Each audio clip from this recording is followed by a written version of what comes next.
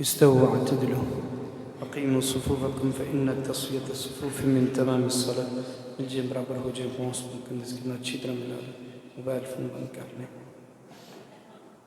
الله أكبر.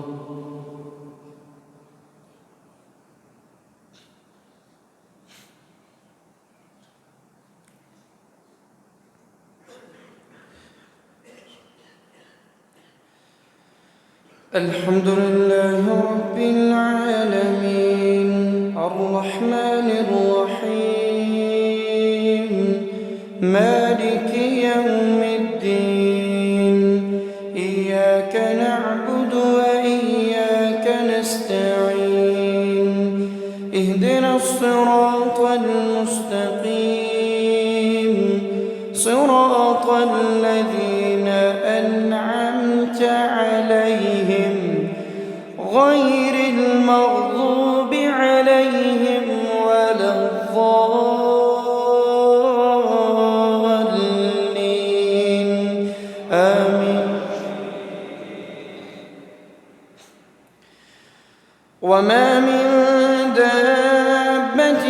في الأرض إلا على الله رزقها ويعلم مستقرها ومستودعها كل في كتاب مبين. وهو الذي خلق السماوات والأرض وما بينهما في 6 أيام وكان عرشه على الماء ليبلوكم أيكم أحسن عملا. ولئن قلت إنكم مبعوثون من بعد الموت ليقولن الذين كفروا إن هذا إلا سحر مبين. ولئن أخرنا عنهم العذاب إلى أمة معدودة ليقولن ما يحبسه ألا يوم يأتيهم ليس مصروفا عنهم وحاق بهم ما كانوا به يستهزئون. ولئن أذقنا الإنسان منا رحمة ثم نزعناها منه إنه ليئوس كفور. ولئن أذقناه نعماء بعد ضراء مسته ليقولن ذهب السيئات عني إنه لفرح فخور. إلا الذين صبروا وعملوا الصالحات أولئك لهم مغفرة وأجر كبير. فلعلك تارك بعض ما يوحى إليك وضائق به صدرك أن يقولوا لولا أنزل عليه كنز أو جاء معه ملك إنما أنت نذير والله على كل شيء وكيل. أم يقولون افتراه قل فأتوا ب10 سور مثله مفتريات وادعوا من استطعتم من دون الله إن كنتم صادقين. فإن لم يستجيبوا لكم فاعلموا أنما أنزل بعلم الله وأن لا إله إلا هو فهل أنتم مسلمون. من كان يريد الحياة الدنيا وزينتها نوف إليهم أعمالهم فيها وهم فيها لا يبخسون. أولئك الذين ليس لهم في الآخرة إلا النار وحبط ما صنعوا فيها وباطل وباطل ما كانوا يعملون أولئك الذين ليس لهم في الآخرة إلا النار وحبط ما صنعوا فيها وباطل ما كانوا يعملون أفمن كان على بينة من ربه ويتلوه شاهد منه ومن قبله كتاب موسى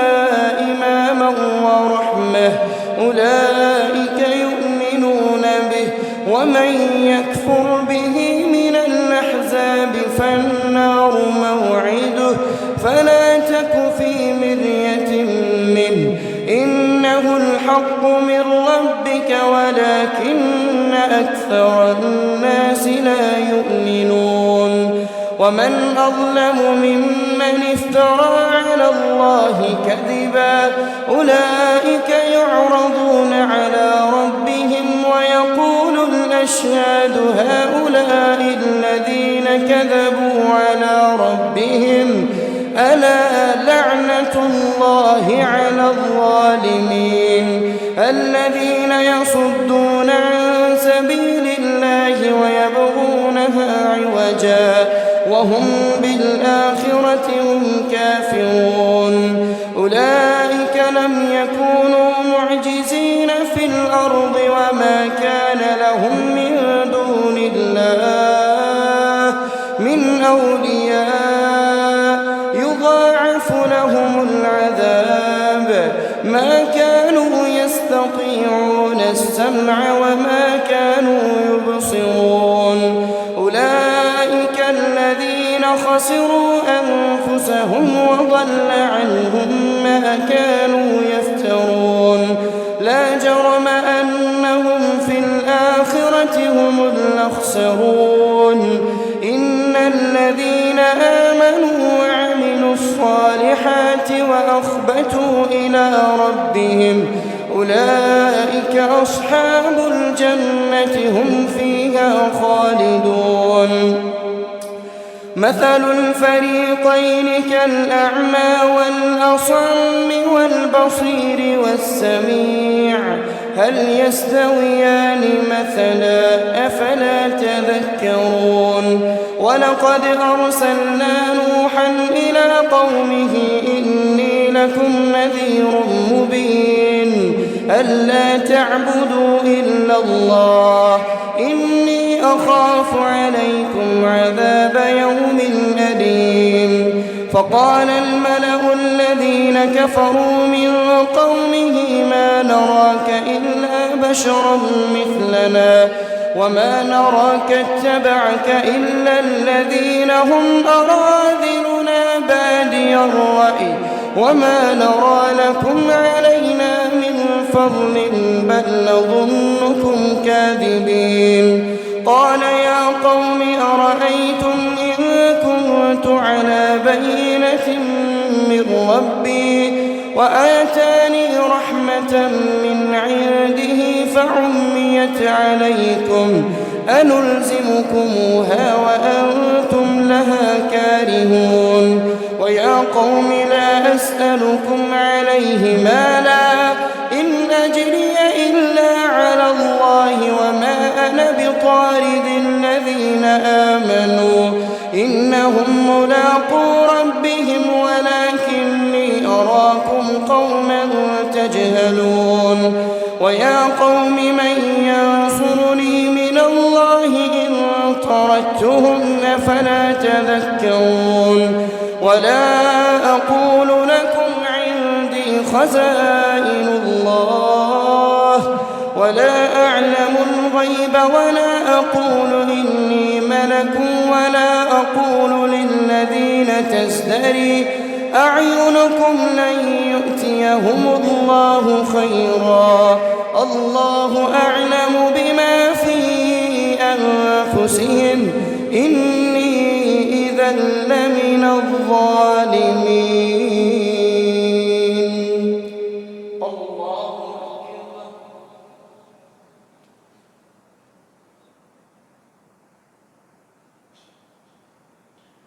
سمع الله لمن حمده الله أكبر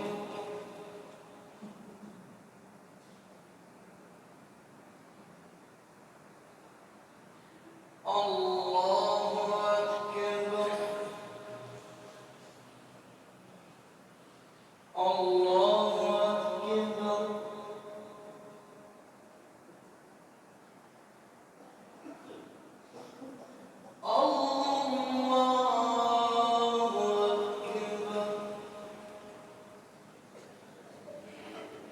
بسم الله الرحمن الحمد لله رب العالمين الرحمن الرحيم مالك يوم الدين إياك نعبد وإياك نستعين اهدنا الصراط المستقيم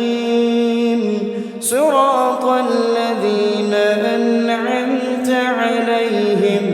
غير المغضوب عليهم ولا الضالين آمين.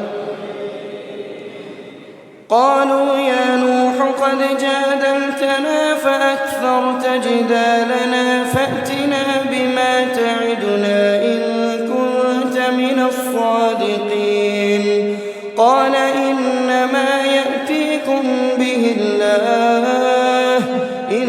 شاء وما أنتم بمعجزين ولا ينفعكم نصحي إن أردت أن أنصح لكم إن كان الله يريد أن يغويكم هو ربكم وإليه ترجعون أم يقولون افتراه قل إن افتريته فعلي إجرامي وأنا بريء مما تجرمون وأوحي إلى نوح أنه لن يؤمن من قومك إلا من قد آمن فلا تبتئس بما كانوا يفعلون واصنع الفلك بأعيننا ووحينا ولا تخاطبني في الذين ظلموا إنهم مغرقون ويصنع الفلك وكلما مر عليه ملأ من قومه سخروا منه قال إن تسخروا منا فإنا نسخر منكم كما تسخرون فسوف تعلمون من يأتيه عذاب يخزيه ويحل عليه عذاب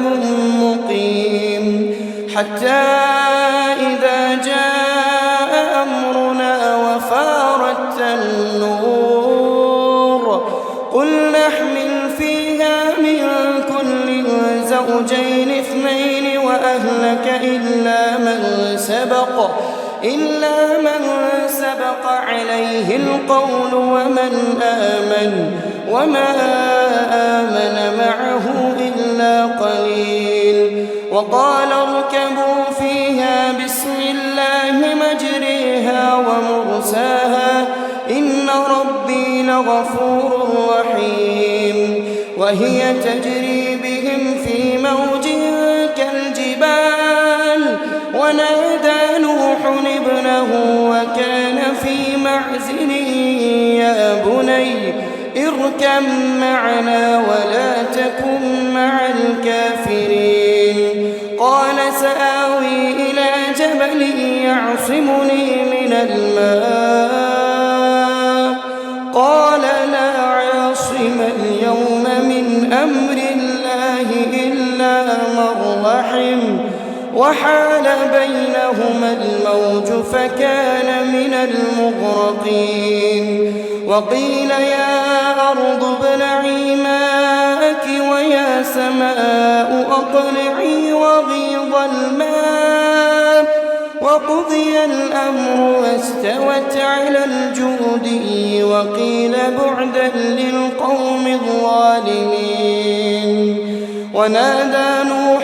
ربه فقال رب إن ابني من أهلي وإن وعدك الحق وأنت أحكم الحاكمين قال يا نوح إنه ليس من أهلك إنه عمل غير صالح فلا تسأل ما ليس لك به علم إني أعظك أن تكون من الجاهلين قال رب إني أعوذ بك أن أسألك ما ليس لي به علم وإلا تغفر لي وترحمني أكن من الخاسرين قيل يا نوح اهبط بسلام منا وبركات عليك وعلى ممن معك وأمم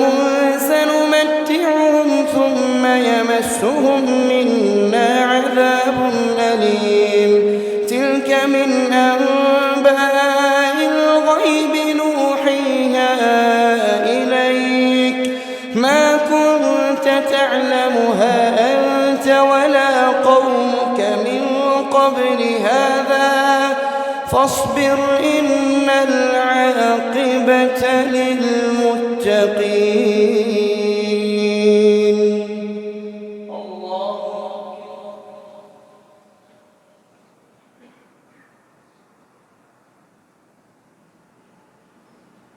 سمع الله لمن حمده الله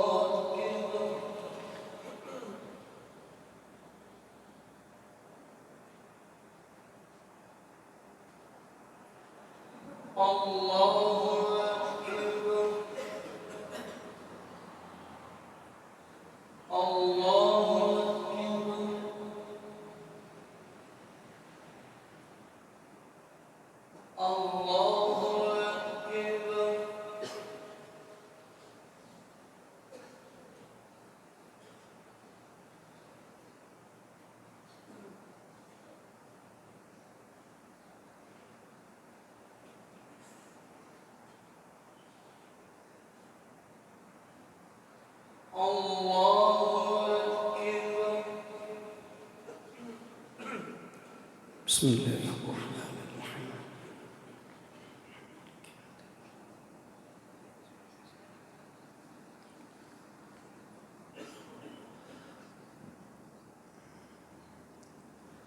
الله أكبر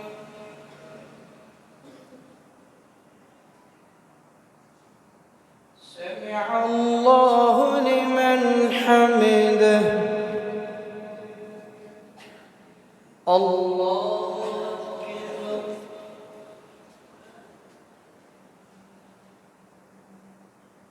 الله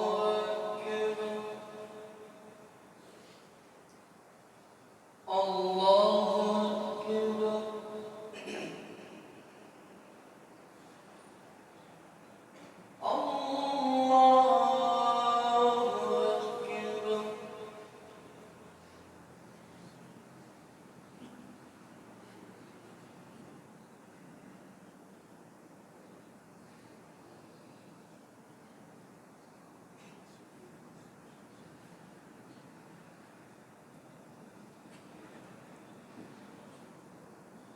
الله أكبر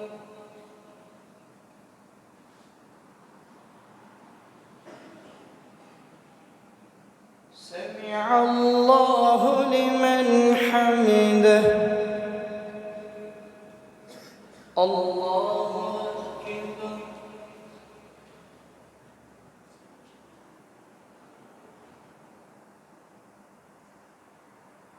الله أكبر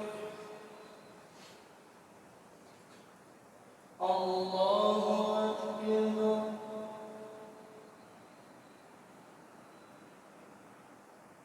الله أكبر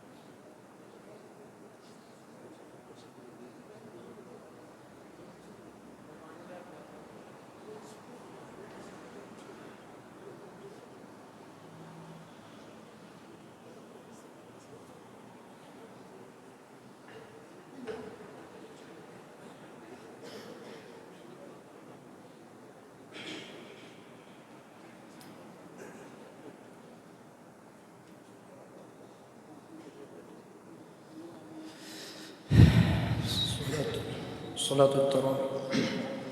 الله أكبر.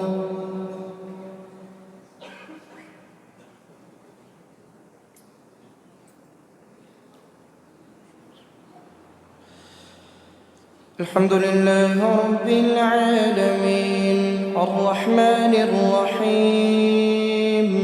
مالك يوم الدين إياك نعبد وإياك نستعين اهدنا الصراط المستقيم صراط الذين أنعمت عليهم غير المغضوب عليهم ولا الضالين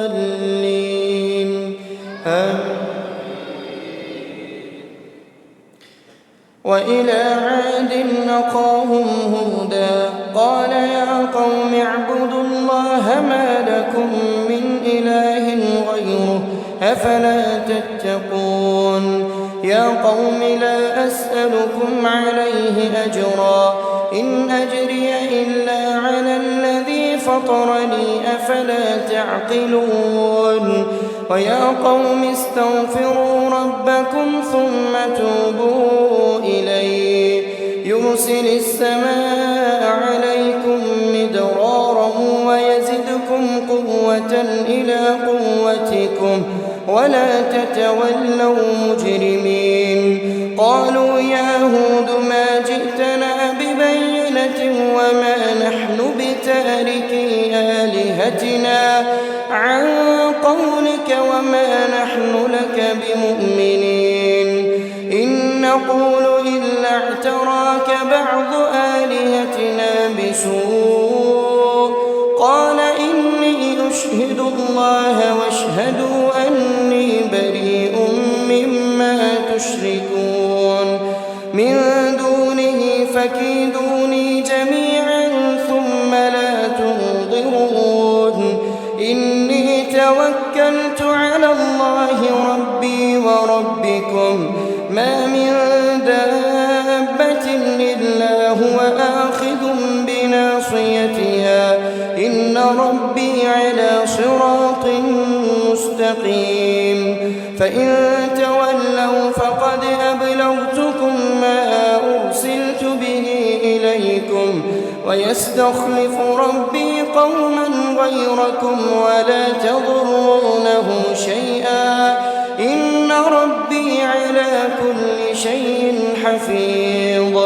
ولما جاء أمرنا نجينا هودا والذين آمنوا معه برحمة منا ونجيناهم من عذاب غليظ وتلك عاد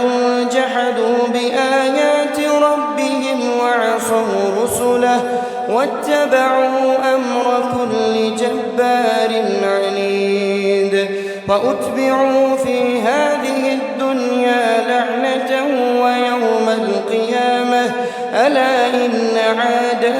كفروا ربهم ألا بعدا لعاد قوم هود وإلى ثمود أخاهم صالحا قال يا قوم اعبدوا الله ما لكم من إله غيره هو أنشأكم من الأرض واستعمركم فيها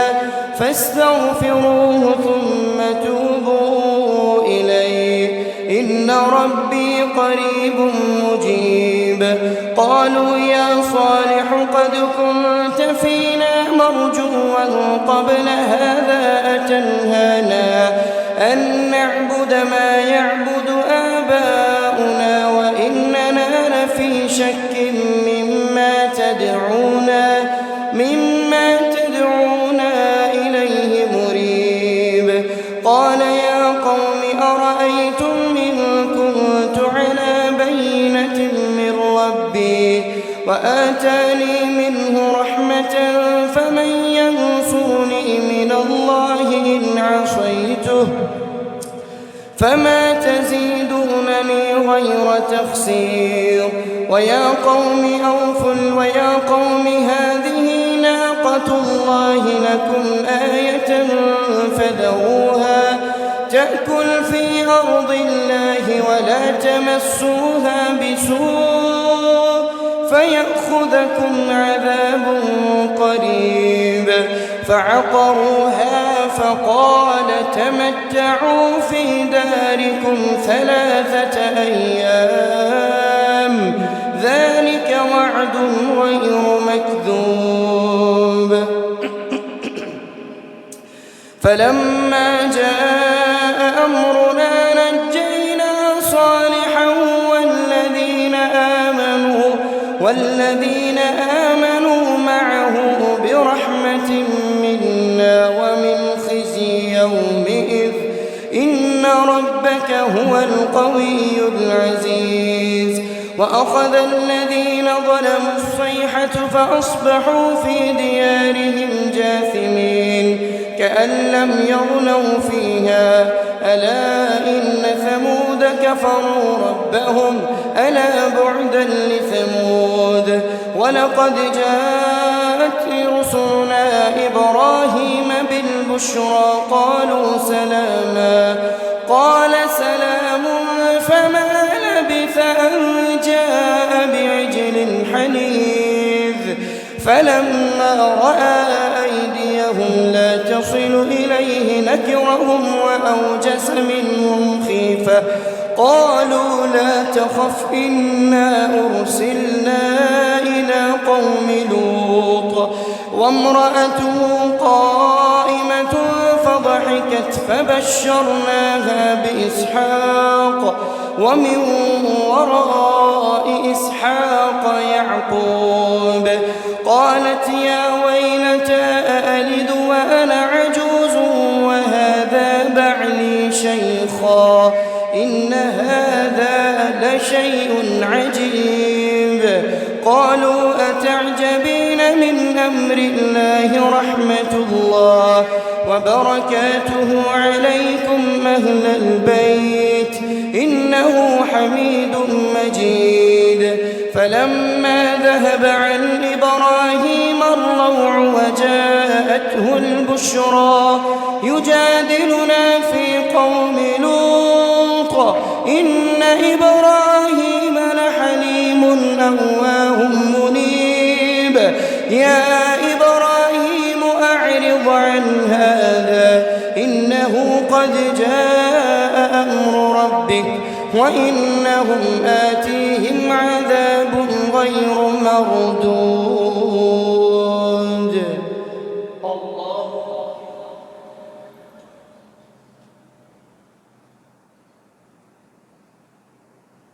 سمع الله لمن حمده. الله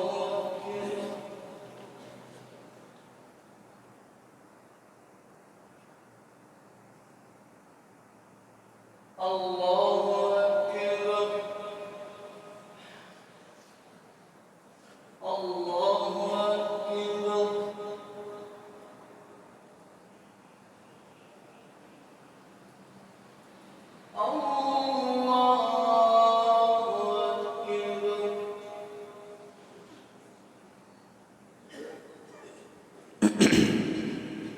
بسم الله الرحمن الحمد لله رب العالمين الرحمن الرحيم مالك يوم الدين إياك نعبد وإياك نستعين اهدنا الصراط المستقيم صراط الذين أنعمت عليهم غير المغضوب عليهم ولا الضالين آمين. ولما جاءت رسلنا لوطا سيء بهم وضاق بهم ذرعا وقال هذا يوم عصيب. وجاءه قومه يهرعون إليه ومن قبل كانوا يعملون السيئات قال يا قوم أطهر لكم فاتقوا الله ولا تخزون في ضيفي أليس منكم رجل رشيد قالوا لقد علمت ما لنا في بناتك من حق وإنك لتعلم ما نريد قال لو أن لي بكم قوة أو آوي إلى ركن شديد قالوا يا لوط إنا رسل ربك لن يصلوا إليك فأسر بأهلك بقطع من الليل ولا يلتفت منكم أحد إلا امرأتك إنه مصيبها ما أصابهم إن موعدهم الصبح أليس الصبح بقريب فلما جاء أمرنا جعلنا عاليها سافلها وأمطرنا عليها حجارة من سجيل منضود مسومة عند ربك وما هي من الظالمين ببعيد وإلى مدين أخاهم شعيبا قال يا قوم اعبدوا الله ما لكم من إله غيره فأوفوا المكيال والميزان إني أراكم بخير وإني أخاف عليكم عذاب يوم محيط ويا قوم أوفوا المكيال والميزان بالقسط ولا تبخسوا الناس أشياءهم ولا تعثوا في الأرض مفسدين بقية الله خير لكم إن كنتم مؤمنين وما أنا عليكم بحفيظ قالوا يا شعيب أصلاتك تأمرك أن نترك ما يعبد آباؤنا أو أن نفعل في أموالنا ما نشاء إنك لأنت الحليم الرشيد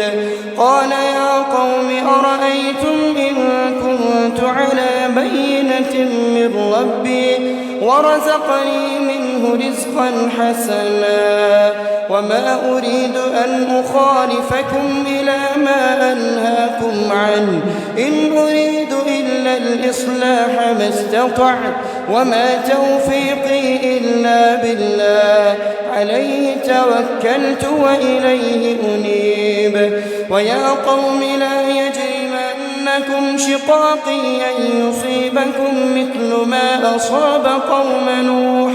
أو قوم هود أو قوم صالح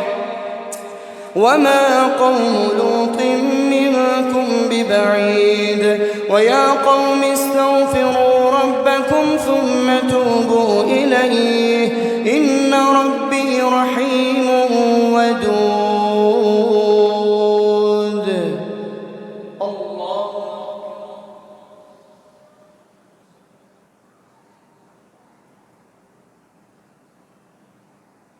سمع الله لمن حمده الله أكبر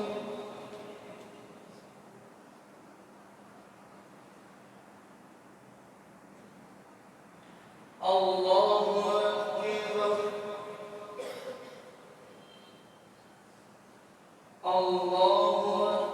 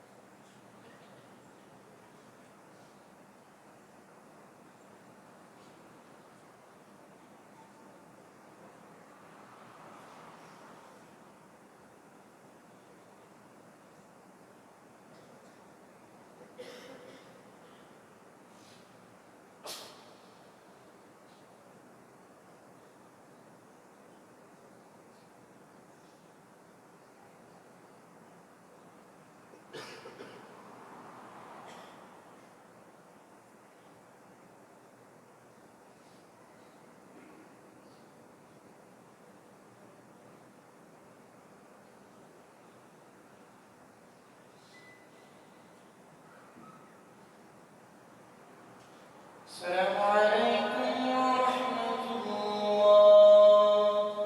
السلام عليكم ورحمة الله.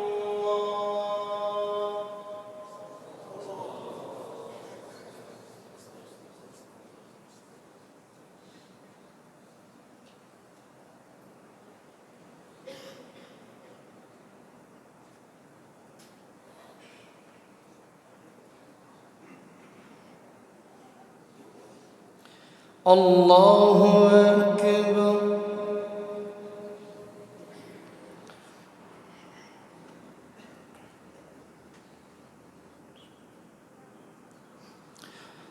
الحمد لله رب العالمين الرحمن الرحيم مالك يوم الدين إياك نعبد وإياك نستعين اهدنا الصراط المستقيم صراط الذين أنعمت عليهم غير المغضوب عليهم ولا الضالين آمين. قالوا يا شعيب ما نفقه كثيرا مما تقول وإنا لنراك فينا ضعيفا ولولا رهتك لرجمناك وما أنت علينا بعزيز. قال يا قوم أرهطي أعز عليكم من الله واتخذتموه وراءكم ظهريا إن ربي بما تعملون محيط. ويا قوم اعملوا على مكانتكم إني عامل سوف تعلمون من يأتيه عذاب يخزيه ومن هو كاذب وارتقبوا إني معكم رقيب. ولما جاء أمرنا نجينا شعيبا والذين آمنوا معه برحمة منا وأخذت الذين ظلموا الصيحة فأصبحوا في ديارهم جاثمين كأن لم يغنوا فيها ألا بعدا لمدين كما بعد الثمود. ولقد أرسلنا موسى بآياتنا وسلطان مبين إلى فرعون وملئه فاتبعوا أمر فرعون وما أمر فرعون برشيد. يقدم قومه يوم القيامة فأوردهم النار بئس الورد المورود. وأتبعوا في هذه الدنيا لعنة ويوم القيامة بئس الرفد المرفود. ذلك من أنباء القرى نقصه عليك منها قائم وحصيد. وما ظلمناهم ولكن ظلموا أنفسهم فما أغنت عنهم آلهتهم التي يدعون من دون الله من شيء لما جاء أمر ربك وما زادوهم غير تتبيب. وكذلك أخذ ربك إذا أخذ القرى وهي ظالمة إن أخذه أليم شديد. إن في ذلك لآية لمن خاف عذاب الآخرة ذلك يوم مجموع له الناس وذلك يوم مشهود. وما نؤخره إلا لأجل معدود يوم يأتي لا تكلم نفس إلا بإذنه فمنهم شقي وسعيد. فأما الذين شقوا ففي النار لهم فيها زفير وشهيق خالدين فيها ما دامت السماوات والأرض إلا ما شاء ربك إن ربك فعال لما يريد. وأما الذين سعدوا ففي الجنة خالدين فيها ما دامت السماوات والأرض إلا ما شاء ربك عطاء غير مجذوذ فلا تك في مرية مما يعبد هؤلاء ما يعبدون إلا كما يعبد آباؤهم من قبل وإنا لموفوهم نصيبهم غير منقوص ولقد آتينا موسى الكتاب فاختلف فيه ولولا كلمة سبقت من ربك لقضي بينهم وإنهم لفي شك منه مريب وإن كلا لما ليوفينهم ربك أعمالهم إنه بما يعملون خبير فاستقم كما أمرت ومن تاب معك ولا تطغوا إنه بما تعملون بصير ولا تركنوا إلى الذين ظلموا فتمسكم النار وما لكم من دون الله من أولياء ثم لا تنصرون وأقم الصلاة طرفي النهار وزلفا من الليل إن الحسنات يذهبن السيئات ذلك ذكرى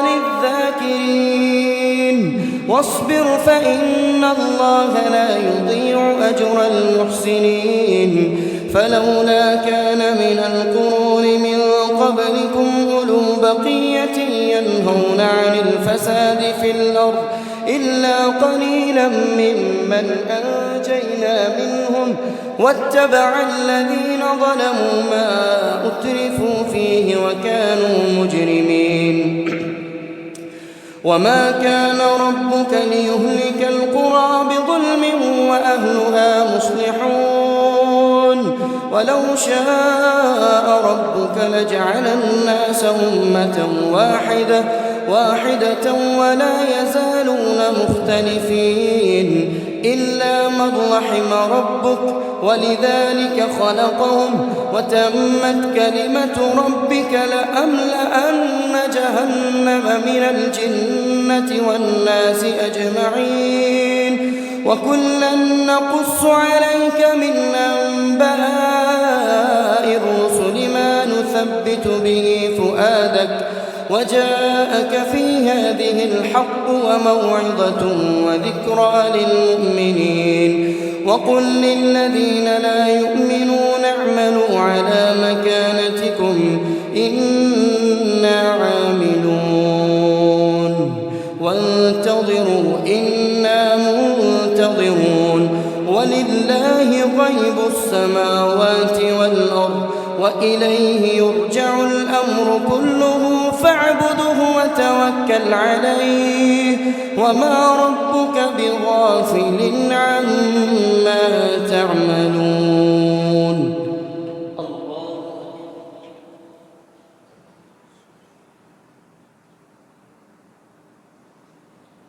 سمع الله لمن حمده الله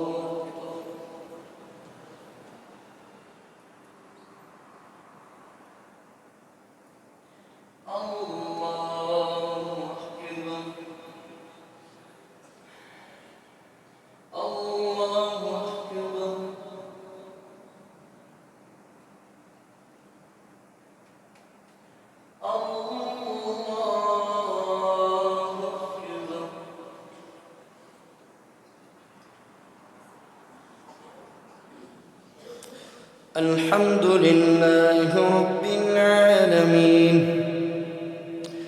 الرحمن الرحيم مالك يوم الدين إياك نعبد وإياك نستعين اهدنا الصراط المستقيم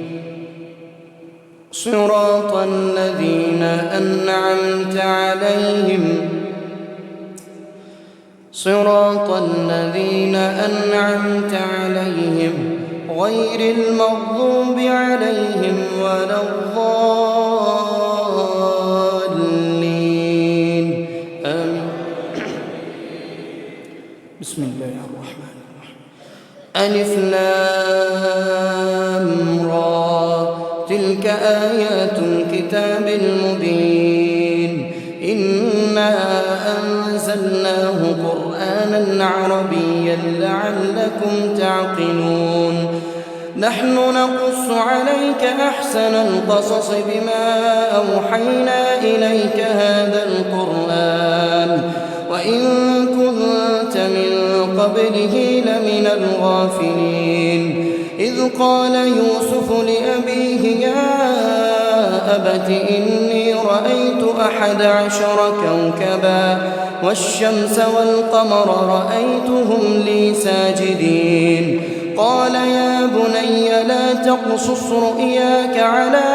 إخوتك فيكيدوا لك كيدا إن الشيطان للإنسان عدو مبين وكذلك يجتبيك ربك ويعلمك من تأويل الأحاديث ويتم نعمته عليك وعلى آل يعقوب كما أتمها على أبويك من قبل إبراهيم وإسحاق إن ربك حكيم عليم لقد كان في يوسف وإخوته آيات للسائلين إذ قالوا ليوسف وأخوه أحب إلى أبينا منا ونحن عصبة إن أبانا لفي ضلال مبين اقتلوا يوسف أو اطرحوه أرضا يخل لكم وجه أبيكم وتكونوا من بعده قوما صالحين قال قائل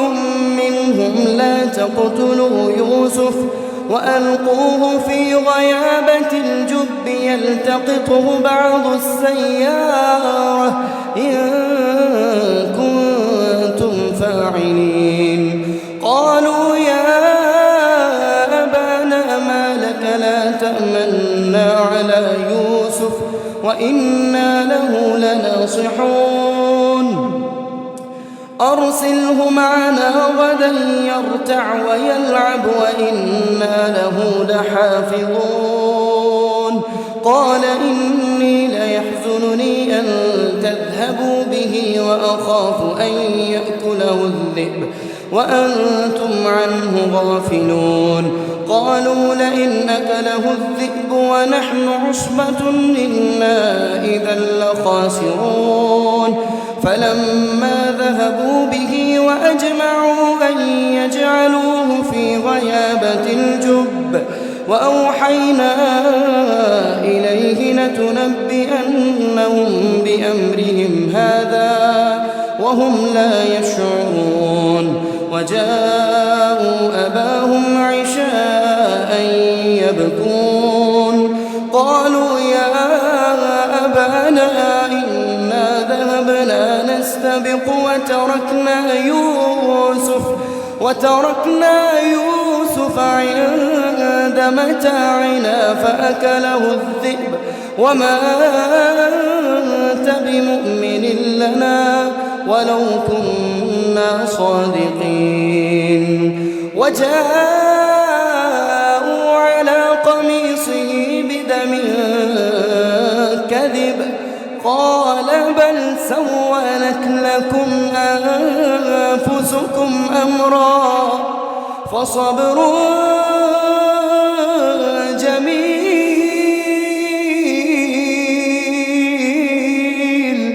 والله المستعان على ما تصفون وجاءت سيارة فأرسلوا واردهم فأدلى دلوه قال يا بشرى هذا غلام وأسروه بضاعة والله عليم بما يعملون وشروه بثمن بخس دراهم معدودة وكانوا فيه من الزاهدين. الله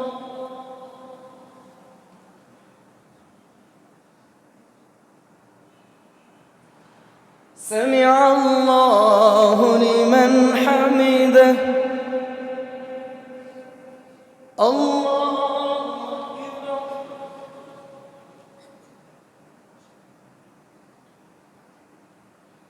الله أكبر. الله أكبر.